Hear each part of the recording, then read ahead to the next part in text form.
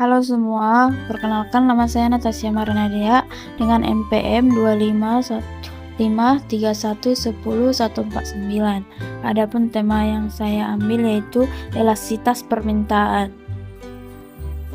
Elastisitas permintaan. Elastisitas permintaan atau elasticity of demand adalah pengaruh perubahan harga terhadap besar kecilnya jumlah barang yang diminta atau tingkat kepekaan perubahan jumlah barang yang diminta terhadap perubahan harga barang.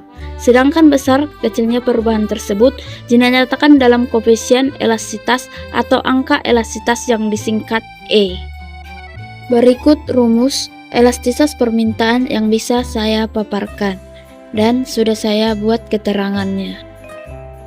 Contoh sederhana, misalnya harga sebuah makanan turun dari 10.000 menjadi 8.000 dan jumlah yang diminta naik dari 50 bungkus menjadi 70 bungkus. Langkah pertama atau awal, hitung perubahan harga dan jumlah. AP sama dengan 8.000 kurang 10.000 sama dengan negatif 2.000. AQ sama dengan 70 kurang 50 sama dengan 20. Langkah kedua, gunakan rumus elastisitas yang slide pertama yang saya paparkan. ED sama dengan AQ per AP kali P per Q. Masukkan nilai rata-rata. ED sama dengan 20 per negatif 2000 dikali 10.000 per 50. Langkah ketiga, hitunglah hasilnya. ED sama dengan negatif 0,01 dikali 200 sama dengan negatif 2. Langkah keempat dapat kita simpulkan atau kesimpulan karena ED atau elastisitas permintaan sama dengan 2 lebih besar dari 1, maka permintaan bersifat elastis. Artinya, penurunan harga menyebabkan peningkatan jumlah permintaan yang lebih besar secara proporsional.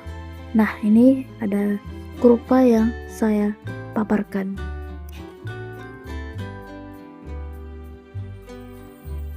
Faktor yang memengaruhi elastisitas harga permintaan.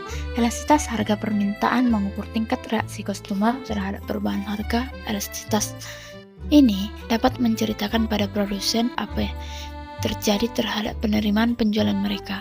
Jika mereka merubah strategi harga, apakah kenaikan atau menurunkan jumlah barang yang akan dijualnya. Ada beberapa faktor yang menentukan elastisitas harga permintaan. 1. Tersedia atau tidak barang pengganti di pasar. 2. Jumlah pengguna tingkat kebutuhan dari barang tersebut. 3. Jenis barang dan pola preferensi konsumen.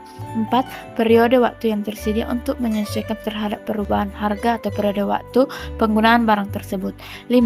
Kemampuan relatif anggaran untuk mengimpor barang. Elastisitas akan besar apabila suatu harga relatif tinggi. 2. Terdapat banyak barang subsidi yang baik. 3. Ada banyak kemungkinan penggunaan barang lain.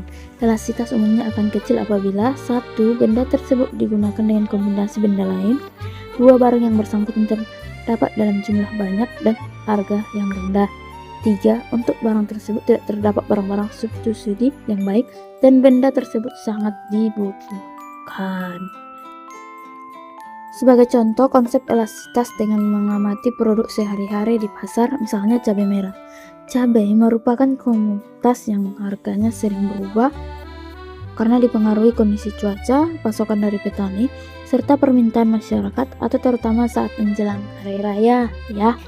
Oleh karena itu, cabai merah sangat menarik untuk dianalisis elastisitas permintaannya.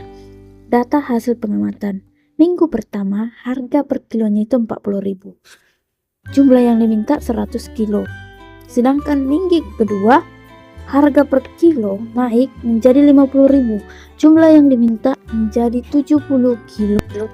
Dari gambar di atas dapat dilihat bahwa ketika harga cabai merah naik dari 40.000 ke 50.000 per kilogram, maka jumlah yang diminta oleh konsumen menurun dari 100 kilo menjadi 70 kilo.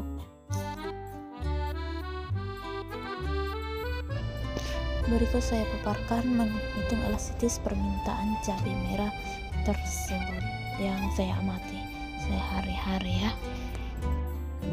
Beberapa alasan menanggapi permintaan cabai merah bisa elastis antara lain: 1. Tersedia barang pengganti seperti cabai rawit atau sambal potong.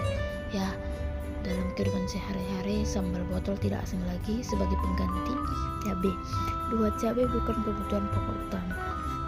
3. Jangka waktu pengamatan pedagang jangka pendek. Masyarakat bisa menyesuaikan pola konsumsi lebih cepat terhadap kenaikan harga. Nah, biasanya kita konsumsi pedas-pedas bisa jadi dikurangi gitu ya. Berikut grafiknya dan sudah ada penjelasannya. Kesimpulan yang dapat diambil adalah dari hasil pengamatan dan perhitungan di atas dapat disimpulkan bahwa permintaan cabai merah di pasar bersifat elastis. Artinya, kenaikan harga cabai merah akan menyebabkan penurunan jumlah permintaan yang lebih besar secara persentase. Nah, dalam konteks ekonomi mikro, hal ini menunjukkan bahwa produsen atau pedagang cabai perlu berhati-hati dalam menaikkan harga, karena kenaikan harga terlalu tinggi justru dapat menurunkan total pendapatan akibat turunnya jumlah permintaan secara signifikan. Oke, terima kasih. Demikian hasil presentasi saya yang dapat saya sampaikan.